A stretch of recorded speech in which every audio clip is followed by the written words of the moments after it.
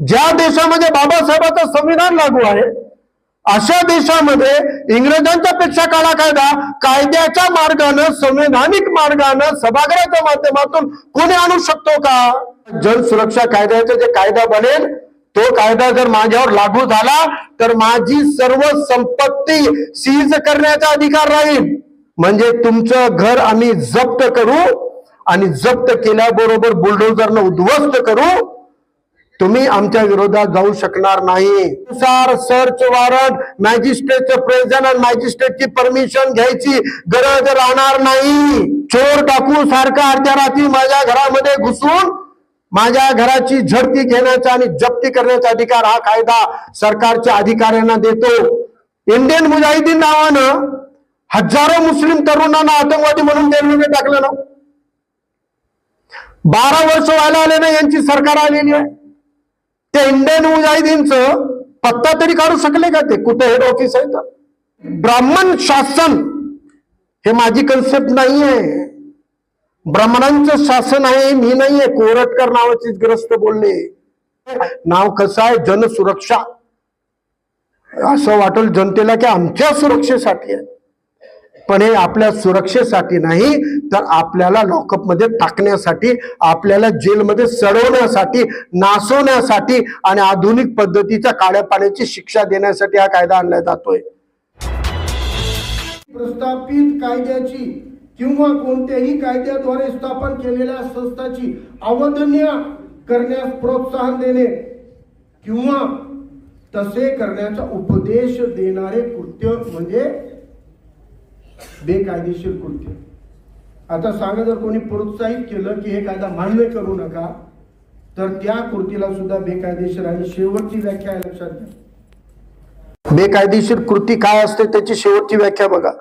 वर नमूद केलेले कोणतेही एक, मी अनेक व्याख्या दाखवले ना, कोणतेही एक अथवा अधिक बेकायदेशीर कृत्य करण्यासाठी पैसे किंवा वस्तू गोळा करणारे कृत्य.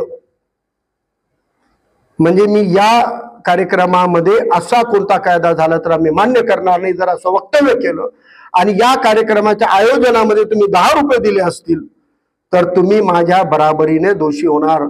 म्हणजे तुमची 10 रुपये देण्याची कृती सुद्धा बेकायदेशीर कृती होईल अशी मानली जाईल. आता अशी कृती करणारा व्यक्ती बेकायदेशीर व्यक्ती आणि अशी कृती करणारी संघटना. संघटनेची व्याख्या खूप मजेदार आहे. आपल्याला काय वाटतं संघटना म्हणजे काय? एखादा कोणता तरी ऑर्गनायझेशन असेल, डाव्या पक्षांच्या असतात त्या पद्धतीचं, तर असं नाही. यांची व्याख्या इतकी चांगली केलेली आहे त्याने. बेकायदेशीर संघटना याचा अर्थ जी संघटना कोणतीही बेकायदेशीर कृत्य करण्यामध्ये गुंतलेली आहे किंवा तिच्या उद्दिष्टानुसार कोणतेही माध्यम, साधन किंवा अन्यथा यामार्फत प्रत्यक्षपणे अथवा अप्रत्यक्षपणे बेकायदेशीर कृत्य करण्यास प्रेरणा देते किंवा सहाय्यता करते किंवा मदत करते किंवा त्यास प्रोत्साहन देते अशी कोणतीही संघटना. आता त्या संघटनेची व्याख्या खूप चांगली केली त्यांनी. त्याच्या व्याख्या खूप आहेत पण मी एकच व्याख्या तुम्हाला सांगतो. कोणतीही संघटना बेकायदेशीर संघटना आहे ती तशी झालेली आहे असे शासनाचे मत झाले त्यास अशी संघटना बेकायदेशीर असल्याचे अधिसूचना घोषित करता येईल. त्याची व्याख्या इतकी चांगली केलेली आहे की कोणतीही संघटना म्हणजे ते नोंदणीकृत असणं गरजेचं नाही, अनोंदणीकृत असणं गरजेचं नाही. काही लोकांचा समूह कोणत्याही नावानं काम करत असेल, तो नोंदणीकृत किंवा अनोंदणीकृत असेल तरी त्याला संघटना मानण्यात येईल. सिंपल फॉर्मॅट मध्ये तुमच्या व्हॉट्सअप ग्रुपला वेगवेगळे नावं असतात. आता आमच्या फॅमिलीचा व्हॉट्सअप ग्रुप आहे, त्याला मी स्टार परिवार नावानं नाव दिलेलं आहे.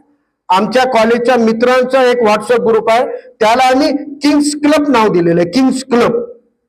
म्हणजे आता तो व्हॉट्सअपचा किंग्स क्लब नावाचा ग्रुप सुद्धा एक संघटना होईल जर त्याच्यामध्ये कोणी एखाद्याही कायद्याच्या विरोधामध्ये पोस्ट टाकली तर ती कृती सुद्धा बेकायदेशीर कृती मानल्या जाईल. कृतीची व्याख्या काय दिलेली आहे याच्यामध्ये? कृतीची व्याख्या अशी आहे की कोणतीही गोष्ट करण्यास प्रोत्साहित करणे किंवा त्यासाठी प्रेरणा देणे किंवा त्यासाठी संकेतस्थळावर लिहिणे किंवा त्याबद्दल खुणा करणे, म्हणजे काही बोलला नाही, लिहिला नाही, पोस्ट केला नाही, काही कृती केला नाही, पण खुणा करून, खून करून, इशारा करून एखाद्या कृतीवरती बेकायदेशीर मध्ये मोडते, फक्त इशारा केला तुम्ही डोळ्यांनी, हाताने. खून करणे म्हणजे काय? खून डोळ्यांनी करता येते. खून म्हणजे मर्डर नाही म्हणतो मी, इशारा देणे. आपण खून करून म्हणतो याला नाही याला हार टाक, हाताने म्हणतो याला नाही याला कर. तर ही खून, अशी खून करणे सुद्धा बेकायदेशीर कृती होईल असं पुढे लिहिलेलं आहे. आता या सगळ्या गोष्टींमध्ये सहज फॅमिलीमध्ये चर्चा करताना एक गोष्ट आली की बा हे कायदा, या कायद्याची तुलना कोणासोबत करता येऊ शकतो? तर सगळ्यात जास्त अत्याचार, शोषण व्यवस्था निर्माण करणारे ज्यांच्या विरोधात सर्वात मोठं आंदोलन लढलं गेलं ते स्वतंत्र संग्रामाचं आंदोलन आहे, ज्याला वेगवेगळ्या पद्धतीने लढलं गेलेलं आहे. आणि त्या इंग्रजांच्या विरोधात, ज्या इंग्रजांच्या विरोधात आपण स्वतंत्रता संग्राम लिहिलं, त्या इंग्रजांनी आणलेल्या वेगवेगळ्या काळ्या कायद्यामधला सगळ्यात काळाकुट्ट कायदा काय होता? आता काही लोक या कायद्याला त्या काळाच्या सेफ्टी बिलशी कम्पेअर करतात, पण ते सेफ्टी बिलच्या कंपॅरिझन मध्ये थोडी चूक करतात. खरं तर ज्या कायद्याला सगळ्यात तीव्र विरोध झाला होता त्या कायद्याचं नाव रॉलेट ऍक्ट होतं, इंग्रजांचं रॉलेट ऍक्ट. या रॉलेट ऍक्टला विरोध का होता? तर त्या काळामध्ये त्या रॉलेट ऍक्ट मध्ये काही मूलभूत गोष्टी ज्या अधिकाराच्या राहतात त्यांचं उल्लंघन होत होतं. कोणकोणतं? पहिलं उल्लंघन होतं फ्रीडम ऑफ स्पीच, अभिव्यक्तीचं स्वातंत्र्य. दुसरं होतं right to associate and organise, म्हणजे असोसिएशन करणे, संघटन करणे किंवा समूह बनवणे. तर ते म्हणत होते की क्रांतिकारी जे आहेत, आतंकवादी आहेत, ते एका ठिकाणी समूह बनवतात म्हणून त्यांना दडपण्यासाठी रॉलेट ऍक्ट होता. म्हणजे त्याच्यामध्ये समूह बांधणे, ग्रुप बनवणे किंवा संघटन करणे हे राईट मोडल्या गेलं होतं. तिसरं होतं right to life and liberty, सन्मानानं जगण्याचा मुक्त संचार करण्याचा अधिकार नव्हता.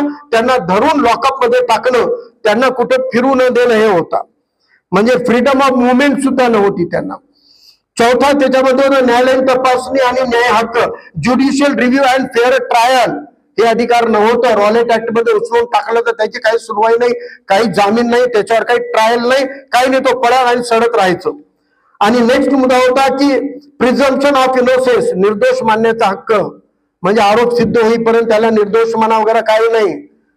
धरल्या बराबल्यापासून त्याला आम्ही एखाद्या अपराधासारखं, म्हणजे सिद्ध झालेल्या आरोपी सारखं आम्ही गुन्हा सिद्ध झालेल्या गुन्हेगारासारखी वागणूक देण्यासाठी मोकळे आहोत. कारण न्यायालयीन प्रक्रियामध्ये आरोप सिद्ध होण्यापूर्वीची वागणूक वेगळी असते आणि आरोप सिद्ध झालेल्या गुन्हेगारांसोबतची वागणूक वेगळी असते.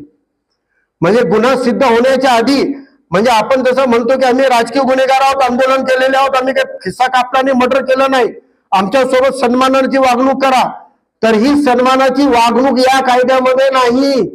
गुन्हा सिद्ध होण्याआधी तुम्हाला गुन्हेगारासारखी वागणूक करण्याचा अधिकार या कायद्यानं स्वतः हिरावून घेतलेला आहे, आपल्याकडे अधिकार राखीव केलेला आहे. आणि सगळ्यात मोठं रॉलेट ऍक्ट मध्ये एवढे कायदे तोडवल्या जात होते, म्हणजे अभिव्यक्ती स्वातंत्र्य, जगण्याचा अधिकार, मुवमेंट करण्याचा अधिकार, आणि तुम्हाला एका ठिकाणी कोंबून द्यायचं आणि त्याच्यासाठी जामीन वामीन काही नाही असे अधिकार. याच्या पलीकडे जाऊन म्हणजे हा कायदा इंग्रजांच्या रॉलेट ऍक्ट पेक्षा घातक आहे. हा कायदा इंग्रजांच्या रॉलेट ऍक्ट पेक्षा घातक आहे. कारण काय? का इंग्रजांपेक्षा काळा कायदा असं होऊ शकते का? इंग्रजांच्या एवढं जालिम कोणी होतं का? इतकी जालिम राजवट कोणती होती का? आणि इंग्रजांनी तेव्हा जालिम राजवट आणि जालिम कायदे बनवले, कारण तेव्हा त्या काळामध्ये भारतीय संविधान नव्हतं लागू झालेला. तेव्हा डॉक्टर बाबासाहेब आंबेडकरांचं संविधान नव्हतं देशामध्ये. तेव्हा समता आणि समानता नव्हती. तेव्हा शिवरायांचं स्वराज्याचा परिणाम संपलेला होता. फुलेंचे प्रयत्न तेव्हा कुचकामी ठरलेले होते. डॉक्टर बाबासाहेब आंबेडकरांचं संविधान अस्तित्वात यायचा राहिलेला होता. कारण रॉलेट ऍक्टच्या विरोधामध्ये जालियनवाला बागची सभा झाली होती आणि जालियनवाला बाग मध्ये कशा पद्धतीनं हिंसाचार करण्यात आला होता आपल्याला माहित आहे. तर ते जालियनवाला बागची सभा कशासाठी होती? रॉलेट ऍक्टच्या विरोधात सभा होती. म्हणजे ज्या कायद्याच्या विरोधात सभा होती त्याच कायद्याच्या विरोधात त्या सभेमध्ये इंग्रजांनी कसं कोंबून फायरिंग करून हत्याकांड घडवला हे आपल्याला माहित आहे. म्हणजे जलियनवाला बाग सारखा हत्याकांड घडवलेला अशा पेक्षाही अजून कोणता काळा कुट्ट कायदा होऊ शकतो का? आणि तसा कायदा लोकशाहीवाल्या भारतामध्ये येऊ शकतो का? ज्या देशामध्ये बाबासाहेबांचं संविधान लागू आहे अशा देशामध्ये इंग्रजांच्या पेक्षा काळा कायदा कायद्याच्या मार्गानं, संवैधानिक मार्गानं, सभागृहाच्या माध्यमातून कोणी आणू शकतो का? याच्यावर तुमचा विश्वास बसणार आहे का? जर बसणार नसेल तर आता बसवा. कारण या प्रस्तावित महाराष्ट्र विशेष जनसुरक्षा कायद्यामध्ये फक्त अभिव्यक्ती स्वातंत्र्य, राईट टू स्पीचच नव्हे, राईट टू मुवमेंटच नव्हे, राईट टू फ्रीडमच नव्हे, तर राईट टू प्रॉपर्टी सुद्धा हिसकावून घेण्यात आलेला आहे. म्हणजे अशा आरोप झालेल्या व्यक्तीची संपत्ती जप्त करण्याचा अधिकार सरकारकडे राहील. म्हणजे आता जनसुरक्षा कायद्याचा जे कायदा बनेल तो कायदा जर माझ्यावर लागू झाला तर माझी सर्व संपत्ती सीज करण्याचा अधिकार राहील आणि सीज केलेल्या, जप्त केलेल्या संपत्तीच्या नुकसानाची जबाबदारी सरकारची राहणार नाही. लिहिलेला आहे या विधेयकामध्ये. या 18 कलमी विधेयकाला वाचून काढा. जप्त केलेली संपत्ती, आरोपीची जप्त केलेली संपत्ती सांभाळण्याची आणि त्याची जबाबदारी सरकारची, नुकसानाची जबाबदारी राहणार नाही. म्हणजे तुमचं घर आम्ही जप्त करू आणि जप्त केल्याबरोबर बुलडोझरनं उद्ध्वस्त करू, तुम्ही आमच्या विरोधात जाऊ शकणार नाही. आणि जप्त करण्यासाठी घरामध्ये कोणती, आता माझ्या घरामध्ये जर कोणी आलं म्हणलं की तुमच्या घरामध्ये काहीतरी बेकायदेशीर हत्यार आहेत, सर्च करायचं, तर मी त्याला दारावर उभं राहून सांगू शकतो, सर्च वॉरंट दाखव, मॅजिस्ट्रेटचा वॉरंट दाखव. वॉरंट नसेल तर मॅजिस्ट्रेटच्या प्रेझेन्स मध्ये इन कॅमेरा सर्च होतोय का ही मागणी मी करू शकतो. पण या कायद्यानुसार सर्च वॉरंट, मॅजिस्ट्रेटचं प्रेझेन्स आणि मॅजिस्ट्रेटची परमिशन घ्यायची गरज राहणार नाही. चोर डाकू सारखा अर्ध्या रात्री माझ्या घरामध्ये घुसून माझ्या घराची झडती घेण्याचा आणि जप्ती करण्याचा अधिकार हा कायदा सरकारच्या अधिकाऱ्यांना देतो. कोणाला देतो? डिस्ट्रिक्ट ऍडमिनिस्ट्रेशन आणि पोलीस ऍडमिनिस्ट्रेशनला. आणि असे गुन्हे लागलेल्या आरोपांची तपास करण्यासाठी पोलीस उपनिरीक्षक दर्जाचा अधिकारी राहील. म्हणजे आपण म्हणतो की ज्या कायद्याचा जास्त धोका राहण्याची शक्यता असते अशा कायद्याला वरिष्ठापैकी वरिष्ठ अधिकाऱ्यांनी तपास केला पाहिजे. कारण तो खूप एज्युकेटेड असतो, लिगली अवेअर राहतो, अशा माणसाने तपास केला पाहिजे अपेक्षा असते. म्हणजे अॅट्रॉसिटी सारख्या घटनेमध्ये डीवायएसपी रेंजचा अधिकारी राहावा असा आहे. तर याच्यामध्ये आता यूएपीए जे कायदा आहे ना त्याच्यामध्ये केंद्र सरकारचे आयपीएस कॅडरचे लोक तपासणी करतात. पण या ऍक्ट मध्ये कोणत्या दर्जाचे अधिकारी? पीएसआय तपास करेल, ते तपास वैध मानला जाईल. तुमच्या विरोधात तपास करण्याचे अधिकार एका पीएसआयला देण्यात आले. तो येईल घरी without magistrate, without search warrant, without camera आणि तुमच्या घरामध्ये झडती घेण्याचा, तुमचं घर जप्त करण्याचा अधिकार राहील. का तर मी बेकायदेशीर कृत्य करेल किंवा करण्याकडे माझा कल आहे. केलं नाही तरी मी गुन्हेगार, कारण माझा करण्याकडे कल आहे. आणि मजेशीर काय आहे? कल आहे हे कसं सिद्ध करतील ते? तर याच्यासाठी ते वाक्य काय वापरतील? गुप्तचर विभागाच्या माहितीनुसार. म्हणजे त्यांना कारण द्यायची गरज नाही, ते एवढंच प्रोव्हिजन करतील, आमच्या गुप्तचर विभागाच्या माहितीनुसार तुम्ही काहीतरी सामाजिक सुव्यवस्था डिस्टर्ब करण्याचं काम करणार आहात, म्हणून या जनसुरक्षा कायद्याखाली आम्ही तुम्हाला अटक केलेली आहे. बरं, हे नातेवाईकांना सांगण्यासाठी आहे. फक्त कोर्ट विचारू शकत नाही, कोर्टामध्ये प्रोड्यूस होणार नाही. 3 ते 6 महिने फक्त बेकायदेशीर कृत्य आणि बेकायदेशीर संघटनेसाठी अवधी घेतला त्यांनी. बरं, हे कोण ठरवणार? हायकोर्ट ठरवणार का? आता वर्तमान कायदा आहे की हायकोर्टामध्ये सिद्ध करावा लागतो ही संघटना बेकायदेशीर आहे. ते प्रूव्ह झालं तरच ते बॅन टिकतो एखाद्या संघटनेवर निर्बंध. पण इथं काय केलं त्यांनी? सरकार एखाद्या संघटनेला बेकायदेशीर आहे घोषित करण्यासाठी 3 व्यक्तींची समिती गठीत करेल. एका संघटनेसाठी 3 व्यक्तीची समिती गठीत करेल. कोणाची?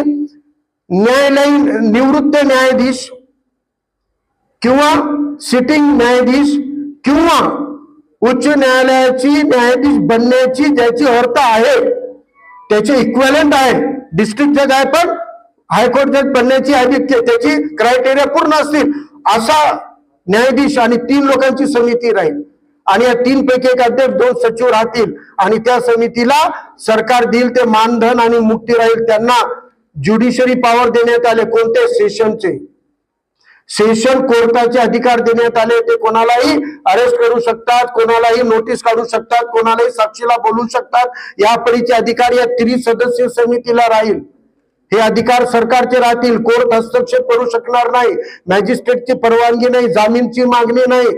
टाकलं तर टाकलं, तुम्हाला जेलमध्ये सडत राहा वर्ष 2 वर्ष 6 महिने वर्षभर आम्ही तुम्हाला बेकायदेशीर सिद्धच करणार नाही. आणि सिद्ध झाल्यानंतर बेकायदेशीर आहे की नाही हे सिद्ध झाल्यानंतर वर्ष 2 वर्ष आम्ही तुम्हाला पुटअपच करणार नाही ट्रायलसाठी. म्हणजे एका हिशोबानं चालाकीनं काही कार्यकाळ सरकारकडे नाही. उचलून कोणालाही आत टाकण्याचं स्वातंत्र्य सरकारनं आपल्याकडे घेण्यासाठी हे कायदा आणलेला आहे. हे जनसुरक्षेचं नाही, मनमानी सुरक्षेचा कायदा आहे. शासनाच्या सरकारच्या मनमानीची सुरक्षा करायची आज करू शकत नाही. आज करू शकणं गेलेत. नागपूरची घटना असो की कोणतीही घटना काढा तुम्ही. परभणीची घटना घ्या. परभणीची घटनेचं सरकारचं काय ओपिनियन होतं थोडंसं रिवाइज करा. सोमनाथ सूर्यवंशीच्या बाबतीत सरकारचं काय म्हणणं होतं? रात्रीतून सकाळी बातमी आली सोमनाथ सूर्यवंशी नावाचा एक त्या दंगलीसाठी पकडलेल्या एका आरोपीच्या कोठडीमध्ये मृत्यू झाला. ते म्हणले की नाही तो पोलीस कोठडीमध्ये नव्हता, कालच त्याला आम्ही एनसीआर घेतलं होतं कोर्टाने, ते एनसीआर मध्ये होता.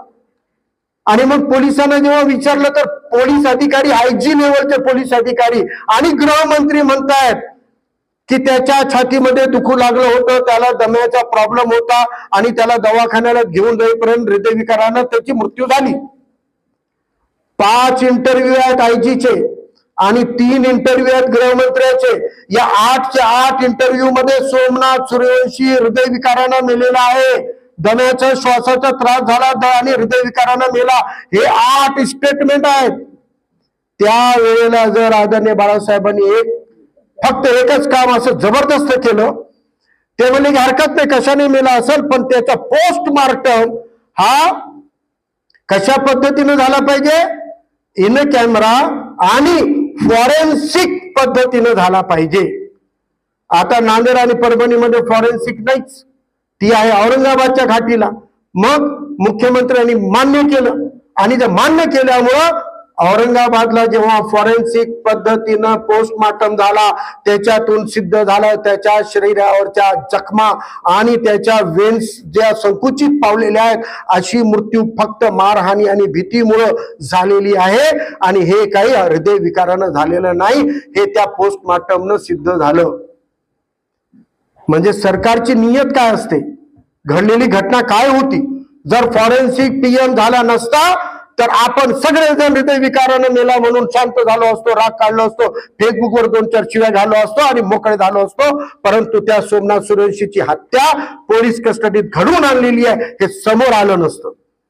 मग या सरकारच्या आतापर्यंत या सगळ्या गोष्टीला समोर ठेवून आपण विचार करा की आज असा कोणताही कायदा सरकारकडे नाही तरी सरकार इतकी खोटारडी आहे, इतक्या खोट्या पद्धतीनं मानवाच्या अधिकारांचं कुंचंबन करते, त्यांना चिरडून टाकते. त्यामुळं जर असा कायदा सरकारच्या हातामध्ये आला तर आपले काय हाल करतील, आपलं काय होणार आहे, काय परिस्थिती निर्माण होईल, फक्त याची कल्पना करून बघा. म्हणून या कायद्याला विरोध करत असताना या कायद्याचा विरोध फक्त राजकीय पक्षांचा नाही आहे. फेसबुकचे युट्यूबच्या पोर्टलवर जे मतं मांडतात ना, जे रिपोर्ट मांडतात, आजकाल 2-2, 5-5 लाख व्ह्यूअरशिप भेटायली त्यांना. कोणतं शिक्षक आहे, एमपीएससीचं ट्विटर आहे, त्यांच्यावरही लागू होणार आहे. फेसबुकवर पोस्ट टाकण्यावर, व्हॉट्सअपचं स्टेटस ठेवणाऱ्यावर लागू होणार आहे. त्यामुळे हे काही नक्षलवादी अर्बन नक्षल, कोणता अर्बन नक्षल सिद्ध झाला आतापर्यंत महाराष्ट्रामध्ये? भीमा कोरेगावच्या घटनेला अर्बन नक्षल म्हणून दिला. आता किती वर्ष व्हायले त्याला? इतक्या वर्षामध्ये काय सिद्ध करू शकलेत ते? उलट जे सिद्ध केलं त्यापैकी किती जण तर आता जामिनावर बाहेर सुटका झालेली आहे. म्हणजे असा कोणताही सिद्ध न झालेला कन्सेप्ट ज्याच्यामध्ये आतापर्यंत साबितच झालेला नाही की अर्बन नक्षल काही कन्सेप्ट आहे. मी तुम्हाला प्रश्न विचारतो, इंडियन मुजाहिदीन नावानं हजारो मुस्लिम तरुणांना आतंकवादी म्हणून जेलमध्ये टाकलं ना. 12 वर्ष व्हायला आले ना यांची सरकार आलेली आहे. त्या इंडियन मुजाहिदीनचं पत्ता तरी काढू शकले का ते? कुठे हेड ऑफिस आहे? तर हे संघटना कोण चालवते, कशी आहे, कुठं पत्ता आहे, ऑफिस कुठं आहे, काही शोधून काढले? फक्त कल्पना, काल्पनिक. अर्बन नक्षल काल्पनिक. कबीर कलामांच्यावर आरोप लावले होते, UAPA लावण्यापर्यंत गेलेले होते. काय सिद्ध केलं त्यांनी? एक तरी आरोप सिद्ध झालेला आहे का? म्हणजे आतापर्यंत सरकारचं वागणूक बघता सरकारला जे अधिकार आहेत तेही खूप जास्त आहेत.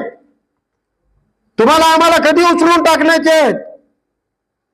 पण इतकं असताना सुद्धा, UAPA सारखा काळा कायदा असताना सुद्धा यांना या कायद्याची गरजच काय? अशी कोणती अराजकता पसरलेली, असा कोणता नक्षलवाद वाढलेला आहे? असे कोणते पुरावे तुम्हाला सापडलेले आहेत?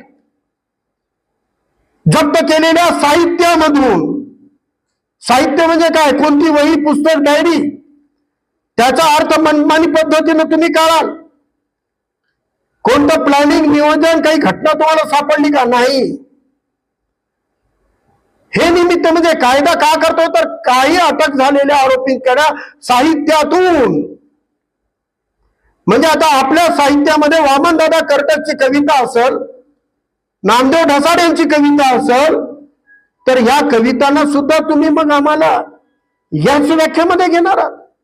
आणि जर हे घडलं तर लिहून घ्या, यापुढे भविष्यामध्ये कोणताही विद्रोही शाहीर होणार नाही, विद्रोही कवी होणार नाही, कोणताही विद्रोही शाहीर कवी होणार नाही. भीमगीतावर बंदी येईल, कलामांसारख्या कार्यक्रमांवर बंदी येईल, एक पात्री प्रयोगावर बंदी येईल. त्यांना हवे ते चित्रपट मनमानी पद्धतीने काढतील, कोणता सेन्सर बोर्ड आणार नाही. पण तुम्ही खऱ्या महामानवांच्या वर चित्रपट काढलं तर त्याला रोखण्यात येते आत्ताही. मग तेव्हा तुम्हाला असे चित्रपट काढता येणार आहेत का? तुम्हाला असं फेसबुकवर पोस्ट लिहिता येणार आहे का? म्हणजे तुम्हाला भेटलेलं स्वातंत्र्य, जे सन्मानानं जगण्याचा आणि समतेनं जगण्याचा अधिकार देतो, तो आम्हाला हाणून पाडायचा आहे. ते आम्ही मनुस्मृती लागू करून नाही करू शकत. म्हणून आम्ही कायद्याच्या आडमध्ये एक वेगळी स्मृती लागू करतोय आणि कायद्याच्या आडमध्ये आमच्या मर्जी आणि आमच्या इच्छेवर तुमचं स्वातंत्र्य बहाल केलं जाईल. फारुख खूप भाषण ठोकू लागला का? प्रियदर्शी सरकारच्या विरोधात बोलू लागला का? रात्री एक अधिकारी घरी येऊन सांगेल, बघा आज रात्री 1 वाजता तुमच्यावर हे कायदा लागू करणे धाड पडणार आहे. सरेंडर होता का सरकारला? शरण येता का? हो म्हणलं तर मग सुरत मार्गे कुठं? गुवाहाटी. सुरत मार्गे गुवाहाटीला तयार आहात तर मग माफी, किंवा ईडीची नोटीसचं शस्त्र असतो आहे ना. इथल्या सेक्युलर सरकार यावी म्हणून भाषण करणारे नेते ईडीची नोटीस आल्याबरोबर युटर्न घेतलं की नाही? नितीश कुमार इकडे गेले, युटर्न घेऊन आले, मग बाहेर पडले, मग युटर्न घेऊन आले का? कारण ईडी, सीबीआय याचा दुरुपयोग, तसाच दुरुपयोग ते तुमच्या आमच्या विरोधात करू शकत नाहीत. आज इथं बसलेल्या या सभागृहातल्या कोणत्याही माणसाला ईडीची, सीबीआयची, इन्कम टॅक्सची भीती नाही. मग यांना जर ईडी, सीबीआयची भीती नाही तर यांची भीती निर्माण करणारा शस्त्रास्त्र पाहिजे, आणि ते शस्त्रास्त्र पाहिजे म्हणून हा कायदा आणण्यात येतोय. तुमच्या आमच्या सारख्या सामान्य लोकांच्या कानपट्टीवर बंदूक ठेवण्यासाठी हा कायदा आणण्यात येतोय. मग त्याच्यावर तुमचे आमच्या सारखे लक्ष होऊ शकतात. आंबेडकरवादी, समाजवादी, कामगार क्षेत्रातले, आदिवासी, कलापथक यांचंच नव्हे हो, ज्यांना अभिमान आहे ना या महाराष्ट्रामध्ये आम्ही बहुसंख्यक आहोत, सरकारमध्ये 70-80% वाटा असलेले, जे आतापर्यंत त्यांनी सकल मराठा संघटनेच्या नावानं मोर्चे केले, जे आतापर्यंत मराठा आरक्षणासाठी आंदोलन केले, असा कोणताही आंदोलन मराठा समाजासारख्या समाजाला सुद्धा करता येणार नाही हा कायदा अस्तित्वात आल्यानंतर. आणि कोणताही मनोज जरांगे पाटील सारखाही नेतृत्व येणार नाहीये. म्हणजे आपल्या सारख्या अल्पसंख्याक मागास घटकांनाच नव्हे तर आतापर्यंत इथे जेवढे लोक स्वतःला सत्ताधारी वर्ग मानतात त्या सत्ताधाऱ्यांना सुद्धा लॉकअप मध्ये टाकण्याचं काम या कायद्यानं होणार आहे. कारण जर इथं त्यांना लोकशाहीचं राज्यच नकोय आणि ब्राह्मण शासन हे माझी कन्सेप्ट नाहीये, ब्राह्मणांचं शासन आहे मी नाहीये. कोरटकर नावाचीच ग्रस्त बोलले ऑडिओ क्लिप मध्ये की काय समजता आमच्या ब्राह्मणांचं शासन लागू आहे. तसं ब्राह्मण शासन त्यांना कोरटकरच्या व्याख्येचा लागू करायचं असेल तर संवैधानिक अधिकार आडवे येत आहेत आणि संवैधानिक अधिकार भानून पाडायचे आहेत. म्हणून हे जनसुरक्षेच्या नावानं कायदा येतोय. नाव कसं आहे जनसुरक्षा. असं वाटेल जनतेला की आमच्या सुरक्षेसाठी आहे, पण हे आपल्या सुरक्षेसाठी नाही तर आपल्याला लॉकअप मध्ये टाकण्यासाठी, आपल्याला जेलमध्ये सडवण्यासाठी, नासवण्यासाठी आणि आधुनिक पद्धतीच्या काळ्या पाण्याची शिक्षा देण्यासाठी हा कायदा आणला जातोय. आणि याच्यात जे गुन्हेगार असेल तोच नव्हे त्याचे नातेवाईक सुद्धा. याच्या ड्राफ्ट मध्ये लिहिलेलं आहे, मी मनाने एकही शब्द बोलत नाहीये. जे गुन्हेगार सापडेल ते आणि त्याला मदत करणारे त्याचे नातेवाईक आणि मित्रमंडळी सुद्धा समान दोषी धरले जातील, त्यांचीही संपत्ती जप्त केली जाईल. हे प्रोव्हिजन काय माहित आहे का? फहीम अहमद खान नावाचा नागपूरचा आरोपी मास्टरमाइंड दाखवला आणि घर पाडून दिलं जेसीबीनं. तो घर त्या फहीम अहमदच्या नावानंच नाहीये, त्याच्या आईच्या नावानं आहे. मग आई गेली कोर्टात की आरोपी लेख असेल, माझे अनेक लेख आहेत, मग माझं घर का पाडलं? तर ते पण बंदोबस्त करून ठेवले याच्यामध्ये. या बेकायदेशीर कृत्य करणाऱ्या किंवा त्याला मदत करणाऱ्या किंवा त्याचे नातेवाईक मित्रमंडळापैकी त्यांच्यावर संदेह असेल तर त्यांची सुद्धा संपत्ती जप्त करून त्यांना सुद्धा अटक करण्यात येईल. म्हणजे नातेवाईकांना सुद्धा अख्ख्या खानदानीला चुप बसून टाकायचं की जामीन घ्यायला माणूसच उरला नाही पाहिजे तुमचा. बोंब मारायला वकिलाकडे मीडियाकडे जायला माणूस शिल्लक राहिला नाही पाहिजे. अख्ख्या खानदानीला जेलमध्ये टाकण्याचा प्रबंध आहे या कायद्यामध्ये. काय गरज आहे नातेवाईकांची संपत्ती जप्त करायची, नातेवाईक आणि मित्रमंडळीवर इन्क्वायरी करायची, त्यांना अटक करायची? हे लिहिलेलं आहे याच्यामध्ये. फक्त 18 कलम आहेत. कायद्याचा ड्राफ्ट खूप सोपा आहे, पीडीएफ कॉपी आहे आमच्या सगळ्यांकडं. पाहिजे तर मराठी, शुद्ध मराठी मधली पीडीएफ ची कॉपी संतोष संकट साहेबांच्या माध्यमातून, प्रियदर्शी सरांच्या माध्यमातून, तायडे साहेबांच्या माध्यमातून घ्या आणि खरोखर निवांत वाचून काढा. आणि शेवटचा मुद्दा मांडतो. मला या कायद्याची भीती राहिली नसती जर मला या सरकारवर विश्वास राहिला असता. मी खरं सांगतो की आज डॉक्टर बाबासाहेब आंबेडकरांनी दिलेलं संविधान हे 100हून अधिक अमेंडमेंट बाजूला करून मूळ संविधान ते बाबासाहेबांनी दिलेलं आहे. त्या संविधानावर माझी श्रद्धा, त्या संविधानावर माझा विश्वास त्या शब्दांमुळे, त्या वाक्यांमुळे, त्या पुस्तकामुळे, त्या ग्रंथामुळे नाही आहे. हाच संविधान सेम टू सेम शब्दामध्ये लिहिलेला जर गोळवळकर सारख्या माणसानं दिला असता तर मी त्याच्यावर विश्वास केला नसता. या भारतीय संविधानावर, या पुस्तकावर, या कायद्यावर, या प्रोव्हिजनवर मला विश्वास आहे कारण माझा डॉक्टर बाबासाहेब आंबेडकरांवर विश्वास आहे, त्यांच्या हेतूवर विश्वास आहे, त्यांच्या इंटेन्शनवर विश्वास आहे, त्यांच्या आयडिया ऑफ इंडियावर विश्वास आहे, त्यांच्या प्रगल्भ आणि प्रबुद्ध भारतच्या संकल्पनेवर विश्वास आहे. म्हणून मला बाबासाहेबांचं संविधान मान्य आहे, कारण मला त्यांचा हेतू माहित आहे. म्हणून आजची जी सरकार आहे हे बाबासाहेबांच्या आयडिया ऑफ इंडियाला पुढे घेऊन जाणारी नाही आहे तर तडा देणारी विचारधारेची सरकार आहे. म्हणून या सरकारनं केलेली कोणतीही कृती त्या त्या समूह घटकाच्या फायदेशीर झालेली नाही. पुढे होईल ते होईल हो, पण 3 कायदा आणताना, 3 तलाकचा कायदा आणताना यांनी सांगितलं होतं मुस्लिम बहनों को इंसाफ मिलेगा. 0.5% तरी मुस्लिम बहिणींना काय इंसाफ भेटला का? कायदा येऊन 6 वर्ष झालेली आहेत. 370चा एक प्रोव्हिजन हटवताना सांगितलं होतं जम्मू काश्मीर मध्ये सर्वांच्या जमिनीने विकास होणार आहे. कशाचा खड्ड्याचा विकास झाला? एक तर 370ची कलम हटवल्यानंतर एकच जमीनचं हस्तांतरण झालेलं आहे आणि ती जमीन अदानीने घेतलेली आहे, बाकी कोणी घेतलेली नाही आहे. एअर इंडिया विकत असताना सांगितलं होतं की एअर इंडिया विकून आम्ही हज सबसिडी रद्द करतोय, या पैशातून आम्ही मुस्लिम मुलींकरिता वसतिगृह बांधणार आहोत. 6 वर्ष झाले हज सबसिडी बंद होईल. एक तरी वसतिगृह तुम्ही बांधलं का गेल्या 6 वर्षात? एकही वसतिगृह बांधलेलं नाही 6 वर्षात सबसिडी बंद करून. आतापर्यंत तुम्ही जे जे म्हणला ते फक्त अल्पसंख्याक मागास घटकांसाठी नाही, पुढारलेल्या हिंदूंसाठी सुद्धा त्यांनी केलेला एकही शब्द खरा ठरवलेला नाही. जिथं पैसा भेटतो भ्रष्टाचार होता, असेच कामं केलेले आहेत. म्हणून या सगळ्या सरकारचा हेतू आणि इंटेन्शनवर विश्वास ठेवण्यासारखं यांचं 10-12 वर्षाचं हिस्ट्री राहिलेली नाही आहे. आणि उघडपणे याच्यामध्ये लिहिलेलं, उघडपणे शब्द लिहिलेला बेकायदेशीर कृतीची अशी व्याख्या केलेली आहे की एखादा कारकून क्लर्कही आपल्यावर गुन्हा दाखल करेल, एक PSI उचलून तुम्हाला देशातला सगळ्यात घातक आरोपाखाली जेलमध्ये सडवेल. मग कुठे आर्टिकल 14-15 इक्वालिटीचा अधिकार, सन्मानाने जगण्याचा अधिकार कुठे जाणार आहे आमचा? कुठे आमचा स्वातंत्र्याचा अधिकार जाणार आहे? राईट टू प्रॉपर्टीला 78 मध्ये ऑलरेडी ते फंडामेंटल राईट राहिलं नाही आपलं. संपत्तीचा अधिकार बाबासाहेबांनी फंडामेंटल राईट मध्ये दिला होता आपल्याला.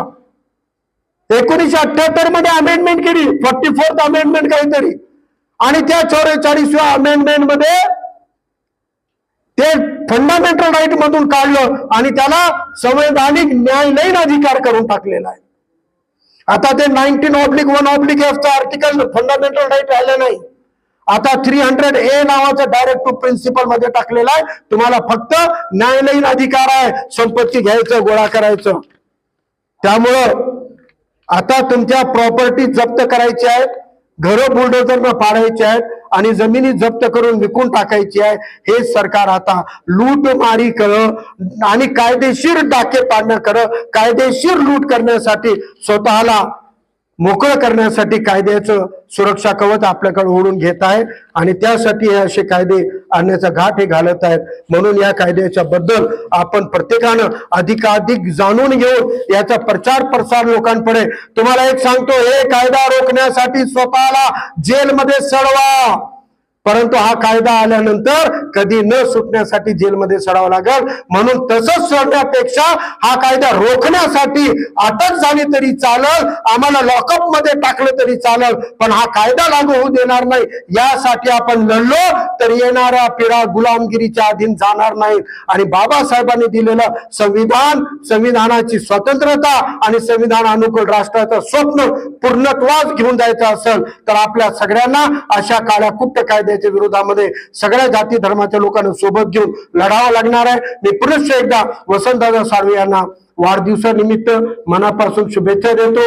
दादा, तुम्हाला चांगलं आरोग्य आणि दीर्घायू लाभो. तुम्ही आहात म्हणून कार्यकर्त्यांची काळजी घेता, तुम्ही कार्यकर्त्यांना जपता, कार्यकर्त्यांना नाराज कार्यकर्ते शोधता, नाराजगी दूर करता, त्यांच्या क्षमता ओळखता, क्षमतानुसार संधी देता. कार्यकर्ता घडवलं आणि टिकवणं हे वंचित बहुजन आघाडीला, आदरणीय बाळासाहेबाला सोपं झालं, कारण या चळवळीमध्ये वसंतदादा साळवे सारख्या जाणीवा संवेदना असलेलं व्यक्तिमत्व आहे. म्हणून हे कार्यकर्ते सांभाळले जात आहेत. म्हणून दादा, तुमचा आदर्श घेऊन आम्ही सगळेजण या विचाराला, संविधान अनुकूल राष्ट्र निर्मितीला ध्येय बनवून असंच मार्गक्रमण यापुढे करूया. धन्यवाद सगळ्यांना. क्रांतिकारी. जय भीम, जय संविधान, जय भारत.